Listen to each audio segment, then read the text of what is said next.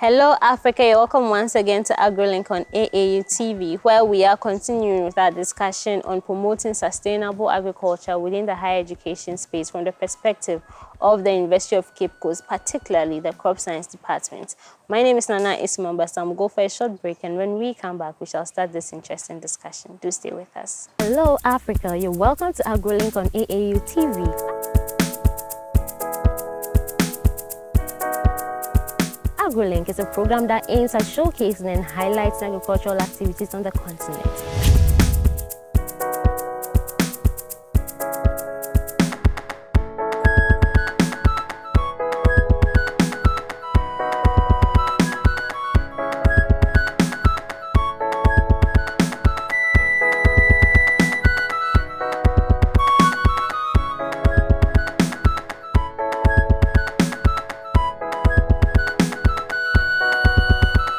Welcome back from the break. This is still AgroLink on AAU TV. So, Doc, you're welcome to AgroLink. Thank you very much. Okay, can you please introduce yourself? Okay, I am Dr. Emmanuel O,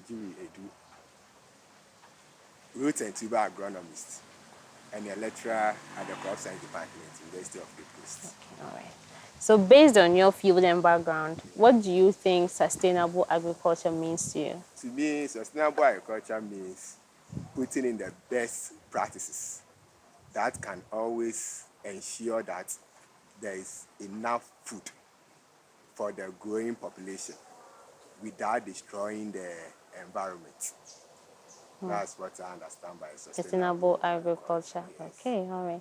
So now let's look at when it comes to farming practices. You are into roots and tuber crops. Okay. Yes. You realize that a lot of us, roots and tuber crops are very popular in our part of the world. What is the state of roots and tuber crops in Ghana? Oh, for now we are doing very well because now there's a lot of commercial farms that are into cassava, that are into sweet potato, and that are into yam cultivation. Unlike previously, most people that goes into cassava production or most people that goes into sweet potato were just the subsistence farming. But now we have a lot of commercial farmers that are going into it. So when you are to compare, even currently, I can say the whole West Africa, when it comes to cassava, Ghana, when you take Nigeria, Ghana can be ranked as the second, third leading producer of cassava in West Africa, which to me is a good point for us as a nation. Okay, so now let's look at some of the initiatives that you are currently undertaking in line with sustainable agriculture. So currently, as a department or as an individual, always I tell people that when you go to cassava, it's not for a layman. When you look at cassava, you might think that all cassavas Are the same. But when you come to my field, in Ghana, we have over 200 varieties of cassava. Really? Yes, we have over 200 varieties. And the university, UCC, as I speak to you now, we've been able to come out with 7 different varieties of cassava. That when I go to the market, I'll be able to identify that this is our variety. And there are also some varieties from tech, some varieties from also crop research. But basically, the one we have released as a university, we have the Cassava bunch. And the Cassava bunch is very high yielding. When you plant it within 1 year, you can harvest between 40 to 60 tons per hectare. And now people are talking about commercial starch production. Because we used to import all our starch from outside Ghana. But when you talk of the Cassava bunch has a high starch content. So this is what informed breeders to come out with new varieties of cassava. So like as I said, so for the Cassava, aside it being high yielding, it also has high starch content. And in Ghana, it's one of the best varieties if you want to go into cassava for starch. You can go it for it. And it also have high dry matter. When we talk of high dry matter, maybe a lay person will not understand why cassava should have a high dry matter. When we are processing cassava into gari, when the dry matter is very low, it means the water content is very high. So let's say when you even have about 5 bags of, let's say, cassava, when the dry matter content is low, by the time that you finish the preparation into the garri, you get a lot of water. So at the end of the day, you are going to get very small, you get small garri. But when the dry matter of the cassava is very high, then you the little cassava that you process, you get a lot of garri out of Gary. it. So when you are going into commercial garri production and you are looking for varieties, you see, and what was happening previously, why our farmers were not getting money from processing of garri, they use any cassava for their processing. You know that, so they will finish and at the end of the day, they will just get little garri. But when you come for the kebabs Kebab's bunch, bunch. because it has a high dry matter content, you will finish and you get a lot of garri from our kebabs bunch. Aside the kebabs banchi, from research, you know that at least now most of the young ones here don't like eating cassava as Cassava. ampesi. Yeah, so we thought it right that okay, why? So sometimes when we interview most of them because of the taste, oh they are not just okay, then why don't we come out with a new variety? So now we came out with a variety of cassava known as ampesi ima. Oh, okay. So ampesi ima, when you are taking ampesi, very sweet, very delicious. And that cassava purposely for ampesi. Ampesi. Yes. Oh, So okay. queen of ampesi. So when you are to when you are to literally translate it to English, queen Queen of of ampesi. Ampesi. Yes. So if you are an ampesi fan, That is it for that is you. it for you. And this is a variety that we developed in UCC. Yes, and we also have another variety which is the fufuo. Hey, Yeah, okay. so the when so for the choba operators, you see, so for the choba operators, when they are going for cassava, theirs is not for garri, theirs is not for starch. Theirs is the tintin, the one that they can get a lot of food. So good. So sometimes you go to the market and you go and buy cassava, banchi, and your crowd. Then for a family of, even if you have 5 family, I think that you need the food can even serve only 2 people. But now, why don't you come out with cassava variety that when you buy, you are 100% that when you are to pound, you get good fufu out of it. And that made us to develop the fufu in it. So king of fufu. So the whole Ghana, if you're a fufu fan and you want cassava, come to UCC and you'll be able to get the fufu in it. Fufuo. Yes, Yeah. but like as I say, a lay person when you go to the market, you will not be able to identify that this is kebabs Kebab's banchi or banchi. this is the Fufuo fufu or This the is Ampesi ampesi. hima. You will not be able. Okay, But that is yes, where the issue is. That's what I was yes, even about to ask. Because if I'm going to buy, you can go to the market. Sometimes yes, you're deceived into buying something that yes, is different from what you even came in for. yes. Especially when it comes to yam. Everybody Yes, says it's puna. yeah, this you Everything go is and puna, it's and nobody will say it's not. So you realize yes, that you go home after you're done cooking, you're like, nah, this is not yes, puna. yes. You know. So how is that done? This is because when you come as a nation, when you come to the root and tuber, we don't have proper packaging. Ah, okay. So because we don't have proper packaging, so you go to the market.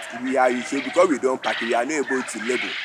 But in advanced countries, once it's puna, you have to label it. Puna, exactly. But this time around, they buy from farmers, so we are not able to Identify. identify. So that is the major challenge. Challenge. You see, and aside, I was talking about the varieties that we release. We also have another one called the Banchi Botan. Okay. The Banchi Botan. So when you talk about Botan, Botan is more or less like hardy or rock. So the Banchi Botan, we gave it the name because it can withstand every season. Oh, wow. So in the face of climate change, so whether there is rainfall, there is no rainfall, when you plant our Banchi Botan at any place, it will do very well. When the soil is even marginal, and let's say the fertility of the soil is very low, come for the Bancho Banchi Botan Botan. and you go and plant it to do well. The Banchi Botan is also highly resistant to diseases and pests. So you will not see Banchi Botan growing somewhere and you will see pest or Pest. disease attacking it. Okay. And what is that you good for? So the Banchi Botan is for dry purpose, for garri Oh, and okay. for fufu. Fufu. Okay. But basically in the face of climate change. So when you are, especially for those at the northern parts of Ghana, where the rain comes, then the rains are off. Then if you want a cassava that can be resilient for the whole year, then you come in for the Banchi. Bancho Botan. Yes. Okay, all right. You see, Okay. but these varieties that I was speaking about, they are the the white flesh cassava varieties. White flesh cassava Yeah, and that is the varieties normal cassava varieties that we that we have. that we know. But UCC, we've gone further ahead to breed yellow flesh cassava varieties. Wow. Yellow flesh. So when you are eating your fufu with the yellow flesh cassava, you don't need plantain. Oh, okay. Because when you go to the field house, when you pound it, That is economical. yes, it's yellow, like you've added plantain to Okay, it. then it can serve as the yellow gari. You mean the one that Yes. people. In fact, that was what we were supposed to use for yellow Yellow gari. gari. Because when you process the yellow cassava into gari, you get yellow. But because farmers or because the processors were not getting the yellow cassava, they add oil to the white flesh cassava to make it look yellow. And some even go to the extent of adding color to the white cassava Oh, just to to get make the it yellow, yellow. Oh, which is not okay. good for Yeah. consumption. So I was advocating, or as a department, we are advocating that now we need to move on and plant more of the yellow flesh cassava so that at least we can get more of the yellow gari. Why are we pioneering the yellow flesh cassava? Because the yellow flesh cassava is rich in beta carotene. So once it's high or rich in beta carotene, Good it for has high skin. vitamin A. Yeah. So now when you are eating your gari, it's not only your carbohydrate, but now you are having Vitamin carbohydrates with A. vitamin A. So I said, so when you talk about sustainable, one world sustainable agriculture as a nation, we should go in for the yellow gari. And even this, how do you call it, the free SHS. I know gari is one of the major component food for every SHS student.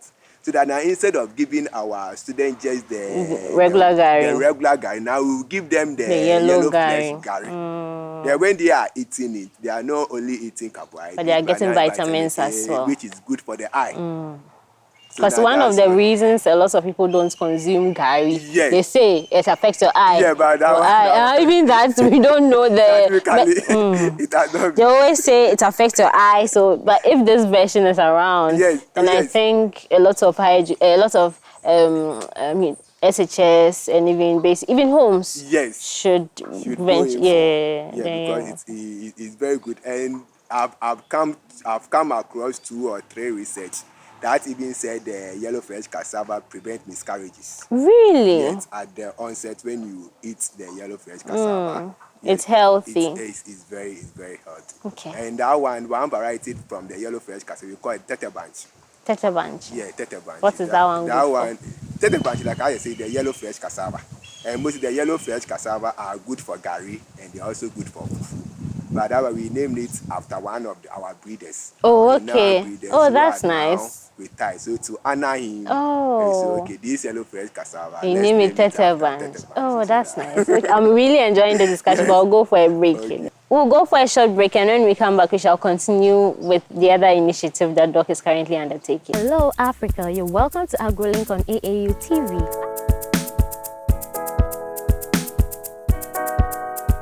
AgroLink is a program that aims at showcasing and highlighting agricultural activities on the continent.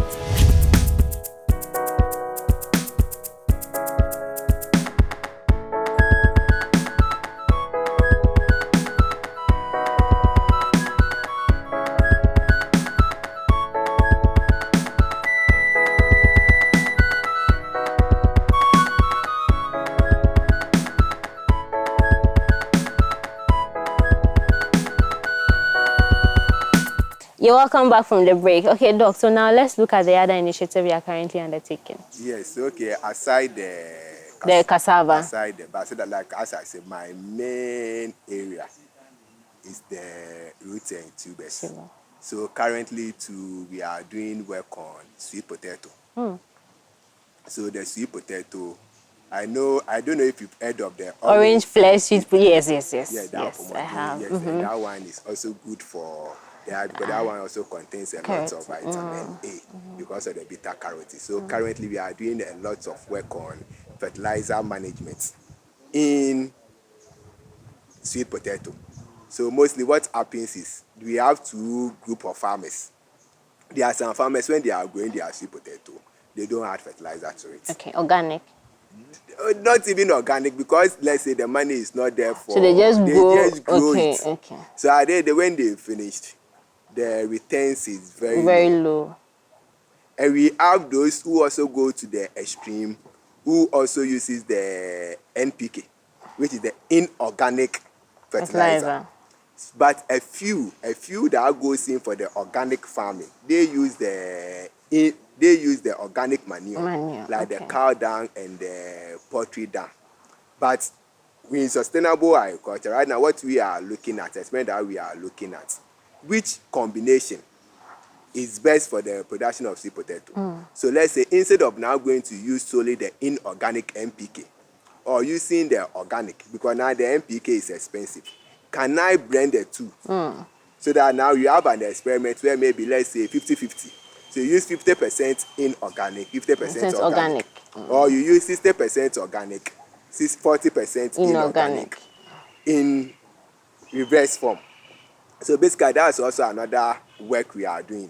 So that now when that one works, then now we recommend to farmers that, okay, now when you are growing your sweet potato, Use this use combination, this this combination. Yes, amount. though instead of going in for the NPK alone, that is expensive. Don't go in for the NPK alone, but rather Combine it with combine it with the poultry, because for the poultry manure is easy to find. accessible, and the cow dung is easy accessible. So that's another work that currently we are working on. We are not only working on the orange fresh Orange sweet potato, plant. we are also working on the santumpuna. Santumpuna. Yes, we have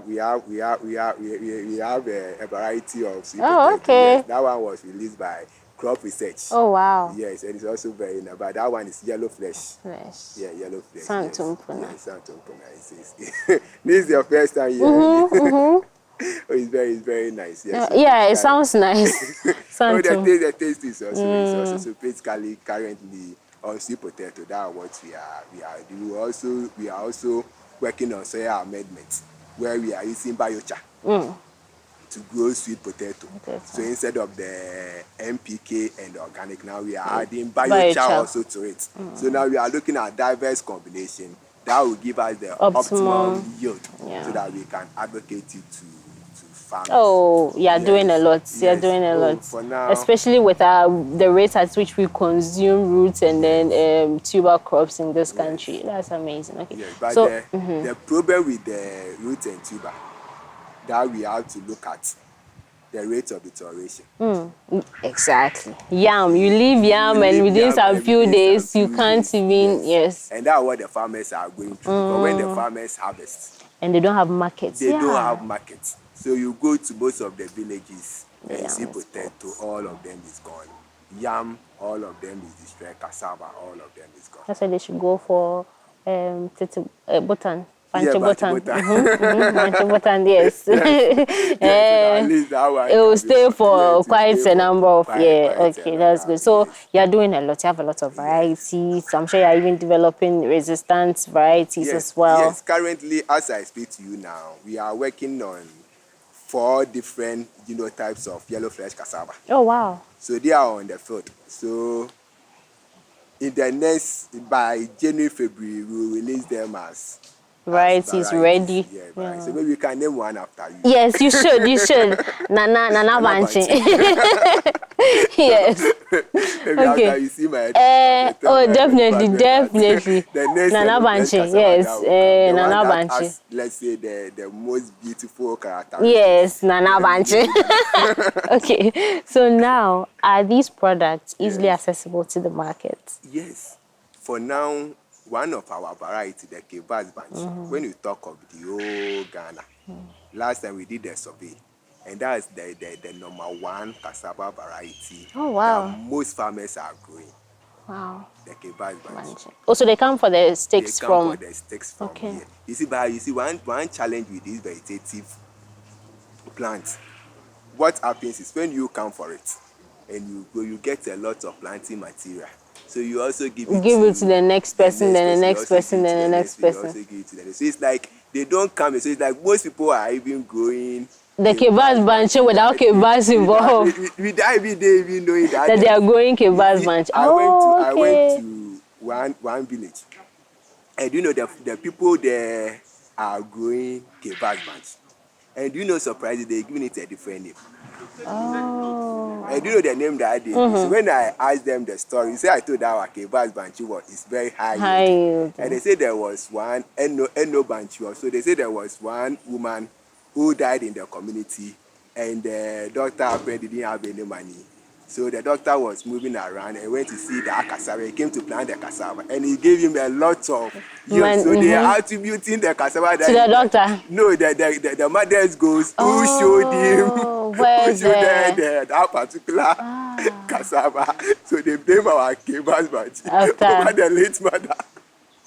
Okay, so it will have different names in different communities based on. It's not supposed to. It's not supposed to. But like as I say, because of how the vegetative, it's not like the seed that those one you can package it and sell. But currently we are even selling the Kebas bunch. The sticks. We are selling the sticks. But like as I say, mostly farmers from time immemorial do not buy cassava seeds. So they mama bunch in the even buy here cry the same thing. For mama you see, but as a country, we need to be more serious and move on to grow the seed of this vegetative proper grow and sell the seed. That's also a stream of income. Yes, so if you want to go into, I always tell people that if you want to go into cassava farming, it's not like going to the backyard of Eno for cassava sticks. Come to the institution. Come to UCC. I want to go into commercial cassava production. Then we sit you down. What do you want? So when you know what you want, then out of the 5 varieties that I was speaking about, you'll be able to recommend. And now we give you the planting material. They know that this cassava variety that you are planting is specific to this. Yes. Okay, all right. So, I'm impressed. You are doing a whole lot. Okay. So now let's look at some of the challenges that you've mentioned some. Yes. But what are some of the other challenges that you face on this journey? Yes. So basically, like as I said, my major challenge when it comes to cassava, like, it's basically the marketing. The marketing, because like as I say, sometimes farmers come for the sticks. Then at the end of the 1 year, then the market is not there. It's not there. That is the major. But I think from last season, the market has been good. Because I think now in Cape Coast, I don't know for Accra, but now in Cape Coast, we are not even getting cassava to buy.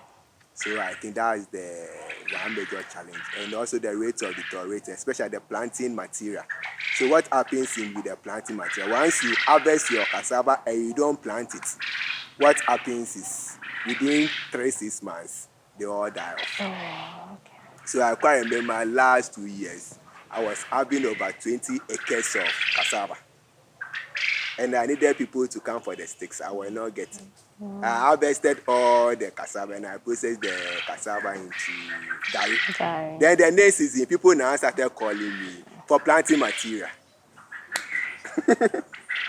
So that's one major challenge that you have. And the bulkiness. I had a company in the Volta region who wanted to process cassava into beer. And they came to Cape Coast. They wanted to buy our tubers. But I told them that looking at the cost of transportation of, even if you are to transport about, let's say, 50 tons of cassava from here to the Volta region. By the time that you go, the cost of even transportation alone will not even make it economical. So I think these are some of the challenges. So you are doing a lot. I'm sure you'd also want collaborators, you'd want industry to partner, you'd want, so now you have the platform. Feel free to talk about this initiative and why individuals should come and why they should even buy your varieties when they hit the market. I think currently, when we talk about collaborators, we have International Institute of Tropical Agriculture, which is really supporting us very massively. And I want to use this platform to appreciate IITA and Harvest Plus. In fact, most of the cassava research that we did were being funded by Harvest Plus through IITA. And we appreciate it. And currently, Mofa 2 is also doing very well for us because our varieties, at least it is Mofa that is making them more popular. So I also encourage or urge MOFA so that whenever we come out with new varieties, at least they should come on and go ahead with the multiplication so that farmers will get access to it. And I will encourage people who want to go into commercial cassava production that come to UCC, and we have the best varieties that we can give you to make sure that you get high yield and get more income. Thank you very much for your time. This brings us to the end of this episode of AgroLink on AAU TV, where we've been looking at the different varieties that University of Cape Coast has come out with in support to sustainable agricultural activities on the continent. My name is Nana Etimambasam. Until we meet again, keep watching AAU TV for more educational content.